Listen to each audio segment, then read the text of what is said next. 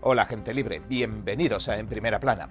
Una investigación revela que los millonarios fondos para combatir la falta de vivienda en Estados Unidos podrían servir para financiar en realidad causas políticas. Nuevos documentos sacan a la luz el alcance real de la operación Arctic Frost del gobierno de Biden. Investigaron a más de 160 republicanos, algunos muy cercanos a Trump. Estados Unidos lanza también el mayor ataque naval contra el narcotráfico en el Caribe y el Pacífico.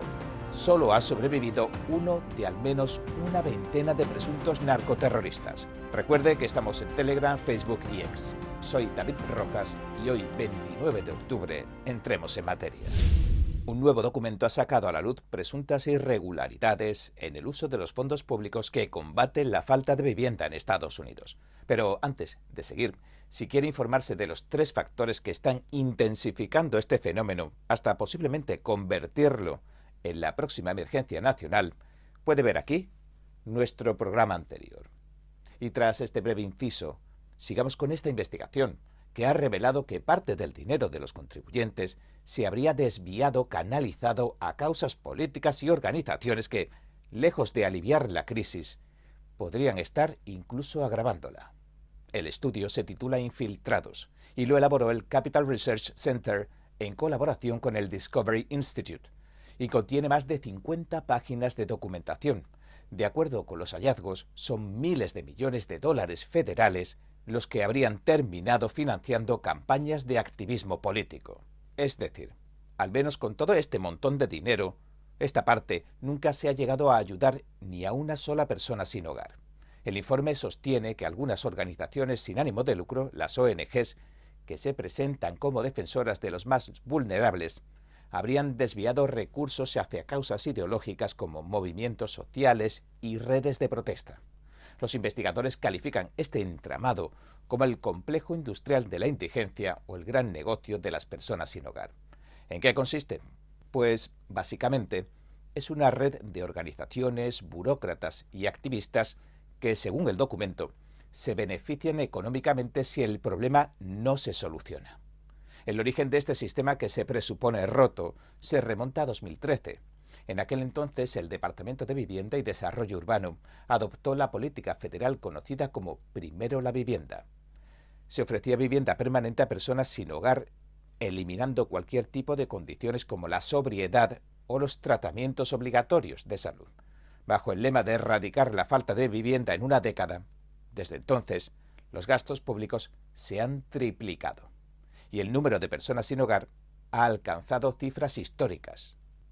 El informe también menciona algo curioso, el caso Grants Pass contra Johnson, de la Corte Suprema. Más de 700 organizaciones sin fines de lucro, 700 ONG, que se benefician de cerca de 2.900 millones de dólares en subvenciones, lucharon para que los campamentos públicos de indigentes fueran legales. Según la investigación, esta postura habría tenido como fin proteger y justificar sus fondos operativos. También se señala la participación de fundaciones privadas como Ford, Robert Wood Johnson y Gates. Estas fundaciones habrían destinado miles de millones de dólares a proyectos de vivienda y equidad social. Sin embargo, parte de estos recursos habrían acabado financiando campañas políticas.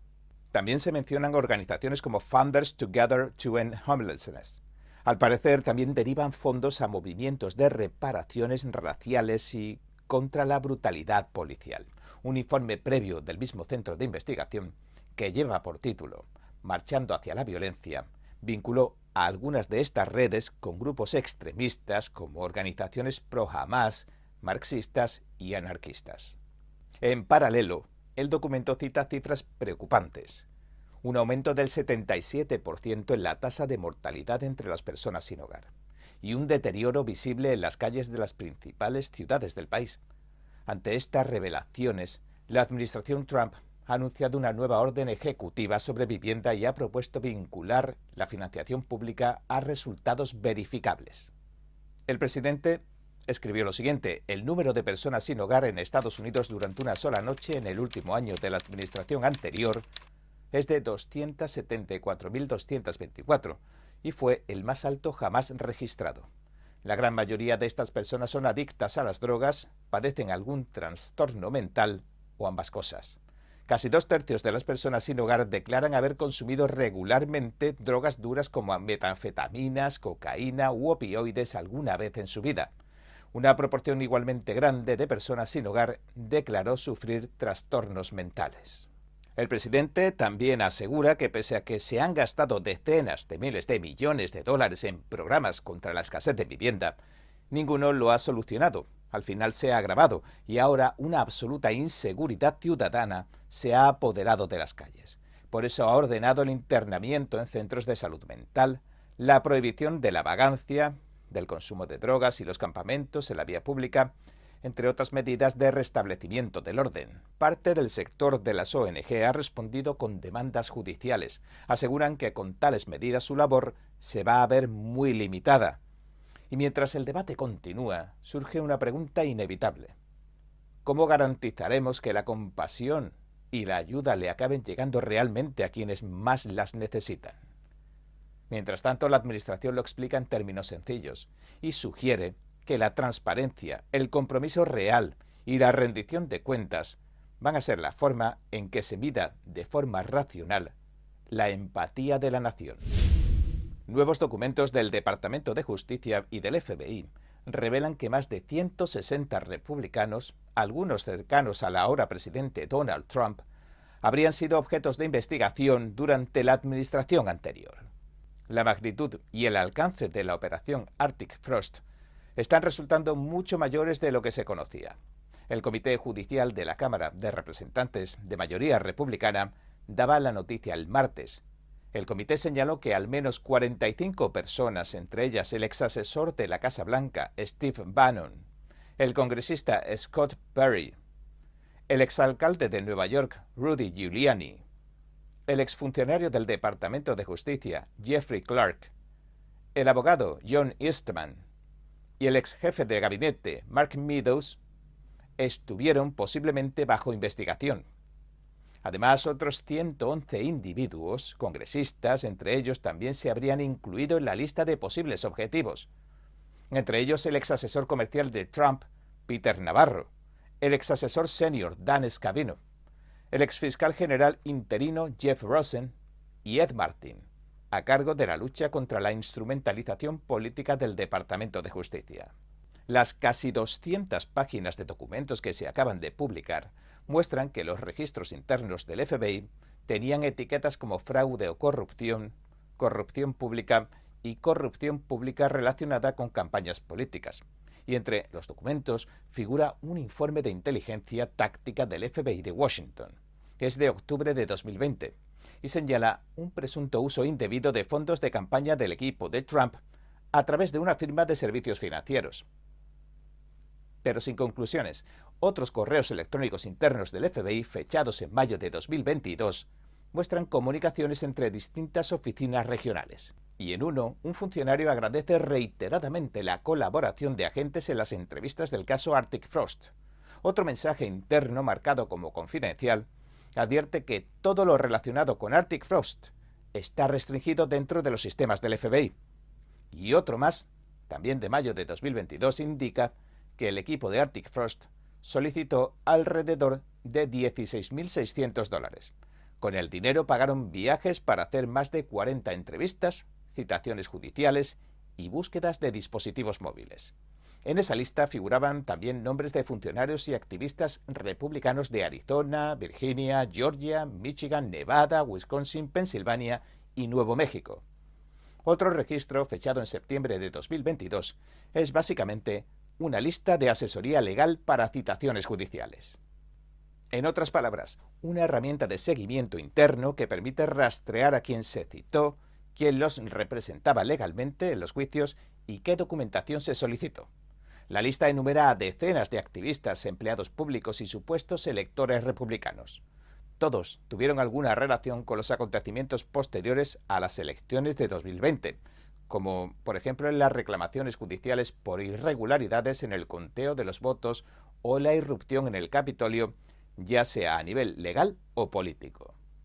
Los nuevos documentos señalan que el entonces director del FBI, Christopher Wright, el fiscal general Merrick Garland y la vicefiscal Lisa Monaco autorizaron el inicio oficial de Arctic Frost. La operación se enfocó en las actividades del presidente Trump inmediatamente después de los disturbios en el Capitolio. Correos desclasificados también indican que la oficina del abogado de la Casa Blanca de Biden coordinó con un agente del FBI para entregar los teléfonos que pertenecían al entonces expresidente Donald Trump y a su exvicepresidente Mike Pence. A lo largo de 2022, la investigación se amplió para incluir a decenas de funcionarios republicanos y organizaciones políticas. Revelaciones previas ya habían mostrado que el FBI obtuvo registros telefónicos de miembros del Congreso por los hechos del 6 de enero, y esto es un punto que ha aumentado la presión sobre los responsables de la investigación, como el jefe del FBI, Wray, o el abogado especial Jack Smith. También se menciona al exagente del FBI Timothy Thibault, a quien los congresistas republicanos han acusado de sesgo político. Según esas acusaciones, Thibault habría forzado el lanzamiento de Arctic Frost en 2022 y, en paralelo, habría ralentizado la investigación sobre Hunter Biden. Y ahora que se revelan estos documentos, se amplía el panorama de una investigación que sigue generando tensiones entre el Congreso y las agencias federales. Todavía no está claro hasta qué punto esas pesquisas, esas escuchas telefónicas y todo aquello pueden acarrear consecuencias a los congresistas. Lo que sí está claro es que el volumen de nombres, muchos de alto perfil, y la magnitud del operativo reflejan un episodio sin precedentes en la política estadounidense reciente. En un país donde la justicia y la transparencia son pilares fundamentales, o deberían serlo, las próximas semanas podrían ser decisivas para esclarecer el alcance y la legitimidad o ilegitimidad de la operación Arctic Frost.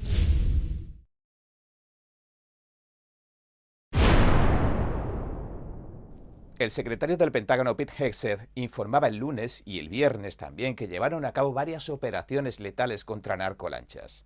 Interceptaron 4 embarcaciones en el Pacífico y otra en el Caribe, en lo que se describe ya como la mayor serie de ataques hasta la fecha. Los primeros 4 ataques se saldaron con 14 presuntos narcoterroristas muertos y un superviviente. 6 más murieron en la última operación en aguas caribeñas. Todas y cada una de las operaciones se realizaron en aguas internacionales sin bajas estadounidenses. Al único superviviente lo rescataron con cooperación del gobierno mexicano. Estas intervenciones militares están obligando a los cárteles a modificar sus rutas de contrabando. Los expertos señalan que para evitar a la Marina estadounidense, ahora transportan más drogas por vía aérea. Sin embargo, esto les resulta más costoso y además no pueden transportar tanto volumen como antes. Pero Estados Unidos también está vigilando los espacios aéreos internacionales con tecnología de vanguardia e incluso puede actuar en ciertos lugares legalmente, sobre todo si sobrevuelan el mar o en rutas no sujetas a la soberanía de ningún país. Esto es precisamente lo que hace la estrategia de Trump: atacar en el mar y el aire internacional. Pero el Pentágono no ha enviado toda una flota de guerra y el portaaviones más grande del mundo frente a las costas venezolanas para hundir narcolanchas. No tendría ningún sentido estratégico. Algunos esperan una incursión terrestre de forma inminente. Estados Unidos ha puesto precio a la cabeza del líder venezolano Nicolás Maduro. Recuerden, lo acusan de ser un presidente ilegítimo y de comandar el Cártel de los Soles, una organización criminal que lideraría junto a altas figuras militares y políticas venezolanas, y que se encarga de distribuir la cocaína colombiana por todo el planeta. Maduro, lo niega y asegura que Estados Unidos quiere el petróleo venezolano y sus minerales. Estados Unidos responde que Maduro ya se los ha ofrecido para seguir en el poder, pero que lo han rechazado de plano. Es decir, quieren que Maduro sí o sí se vaya. Maduro cuenta con un ejército debilitado y un pueblo al borde de la rebelión. También, según los informes, parte de su ejército parece estar dispuesto a darle la espalda y salvar su propio cuello, pero cuenta con una guardia pretoriana que lo protege a toda costa. Según los informes de inteligencia, es un grupo de cubanos que responderían al régimen castrista con su vida y la de sus familiares. El presidente Trump advierte por su parte que la CIA ya está realizando operaciones en suelo venezolano, estrechando así cada vez más la soga sobre Maduro, el círculo. Por el momento, Estados Unidos parece apostarlo todo a que lo traicionen los suyos y a cortarle los ingresos, interceptando las rutas de contrabando de los cárteles.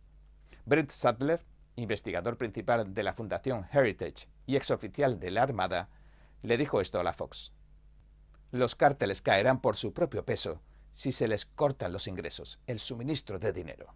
Y por estas mismas razones, o mejor dicho, porque no se dan en México las mismas condiciones que en Venezuela, la ofensiva contra el narcotráfico no se ha extendido a México. Y eso sabiendo que produce la mayor parte del opioide sintético, según los informes, el opioide sintético que se conoce como fentanilo, y también la mayor parte de las anfetaminas que asolan Estados Unidos. ¿Pero por qué? ¿Por qué no se hace?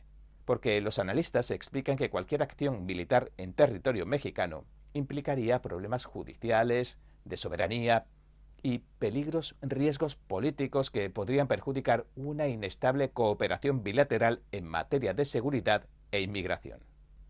20 vidas se han vuelto a perder en alta mar, mientras los cárteles buscan nuevas rutas para sobrevivir.